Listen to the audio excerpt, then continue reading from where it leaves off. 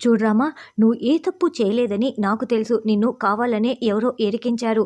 ఖచ్చితంగా ఆ వాసుదేవే ఇలా చేసి ఉంటాడు. నువ్వు ఏ తప్పు చేయలేదని నేను నిరూపించి నిన్ను విడిపిస్తాను అని ఆద్య ధైర్యం చెప్తుంది. సారీ సార్, ఎక్కడ ఆద్య, నాకు సార్‌ని చూడాలని ఉంది. నాకు చాలా ఏడుపొస్తోంది అని రామలక్ష్మి ఏడుస్తూ ఉంటుంది. తరువాత శౌర్య వాసుదేవ్ దగ్గరికి వెళ్ళి, రేయ్ వాసుదేవ్, నువ్వు కావాలనే మా రామపై ఇలా తప్పుడు కేసులు పెట్టించావు కదా! నువ్వే కదా ఇదంతా చేసింది అని చెంపలు పగలగొడుతూ ఉంటాడు. నాకేం తెలీదని వాసుదేవ్ ఎంత చెప్పినా కూడా శౌర్య వినడు. నేను చెప్తే వినటం లేదు కదా! ఉండ్రా నీ సంగతి చెప్తాను అని రివాల్వర్ తీసుకొచ్చి శౌర్యని చంపటానికి రివాల్వర్‌ని గురి పెడతాడు. అయితే శౌర్య వాసుదేవ్ చేతిలో ఉన్న రివాల్వర్‌ని లాక్కొని విసిరిపడేసి మళ్ళీ చెంపదెబ్బలు కొడతాడు.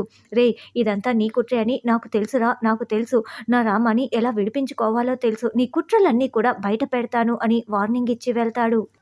తరువాత రఘురాం పూజలో కూర్చొని ఉంటే అప్పుడే శివరాం అన్నయ్య అన్నయ్య అంటూ పరుగులు పెడుతూ వస్తాడు. అయితే రఘురాం దగ్గరికి వెళ్ళకముందే జానకి మధ్యలో అడ్డు వచ్చి, శివయ్య ఏమైంది అని అడగటంతో, మన రామలక్ష్మిని అరెస్ట్ చేశారు వదినా అని వెంకట్రావు జానకి పద్మకి చెప్తారు. ఈ విషయం వెంటనే అన్నయ్యకి చెప్పాలి అని వెళ్తూ ఉంటే, బాబాయ్ ఆగండి అని ఆద్య అడ్డుకుంటుంది. ఏంటి శివరాం, ఏదో చెప్పబోయి మధ్యలోనే ఆగిపోయావు, చెప్పు అని పూజలో ఉన్న రఘురాం అడుగుతూ ఉంటాడు. అంటే పెద్దనాన్న, అది మన రామలక్ష్మి హాకీలో గెలిచింది కదా! అందుకే మన రామలక్ష్మికి పెద్ద ఎత్తున సన్మానం చేయాలని ఊరి జనాలు అనుకుంటూ ఉన్నారు.